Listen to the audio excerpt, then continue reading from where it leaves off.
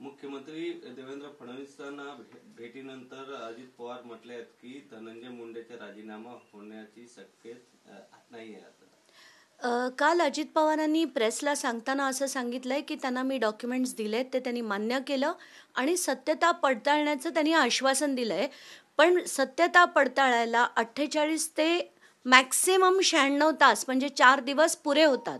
तर मला असं वाटतं की ते त्यांनी तातडीने करावं आणि ताबडतोब 4 दिवसाच्या आत राजीनामा घ्यावा.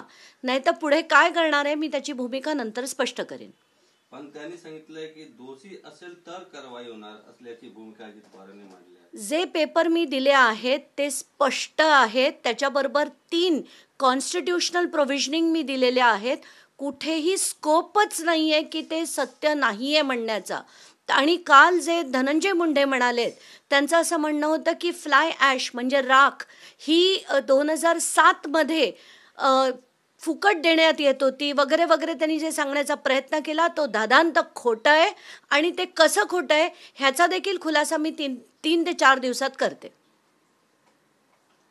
वाल्मिकी कराडच्या व्हायरल व्हिडिओ क्लिपवरून सुरेश धसांनी मोठा दावा केला आहे. 2 दिवसात ऑडिओ क्लिप संदर्भात मोठा खुलासा करणार आहे. काही नाही, सुरेश धस जर म्हणाले असतील तर त्याचं स्वागतच आहे. अशी जर मोठी ऑडिओ क्लिप असेल आणि ती बाहेर येणार असेल तर नक्कीच बाहेर आली पाहिजे आणि लवकरात लवकर आली पाहिजे. बीड हत्या प्रकरणी सुरेश धसांनी मुख्यमंत्री फडणवीसांची भेट घेतली आहे. वाल्मिकी कराडला मदत करणाऱ्या सह आरोपी करण्याची मागणी सुरेश धस यांनी केली आहे. तर धसांनी पर्ली तालुक्यातील पोलीस अधिकाऱ्यांच्या बदलीची मागणी केली आहे.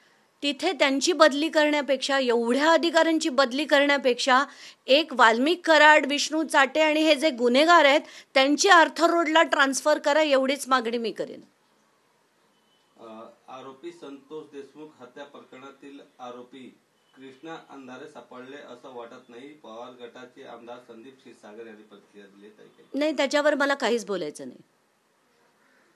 वाल्मिकी कराड विरोधात ईडीने स्वतंत्र गुन्हा दाखल करावा. ITI ऍक्टिव्हिस्ट केतन तिरोडकर यांची मागणी हायकोर्टात जनहित याचिका जाहीर केली आहे. काल केतन तिरोडकर यांनी काल हायकोर्टात एक जनहित याचिका दाखल केली आहे. माझा पण विचार तोच चाललाय की याच जनहित याचिकेमध्ये मी सुद्धा इंटरव्हेन्शन करून अनेक डिटेल्स आता टाकणार आहे. जर 96 तासात म्हणजे 4 दिवसात मी दिलेल्या कागदपत्रांची पडताळणी करून धनंजय मुंडेंचा राजीनामा अजित पवारांनी घेतला नाही तर केतन तिरोडकर यांच्या याचिकेत मी इंटरव्हेन्शन करून माझे सगळे कागदपत्र मी कोर्टात देणार आहे. गुणरत्न सदावर्ते यांनी मिकी माऊस असं म्हटलंय. नाही, त्या इतक्या विद्वान व्यक्तीबद्दल मला काहीच बोलायचं नाही.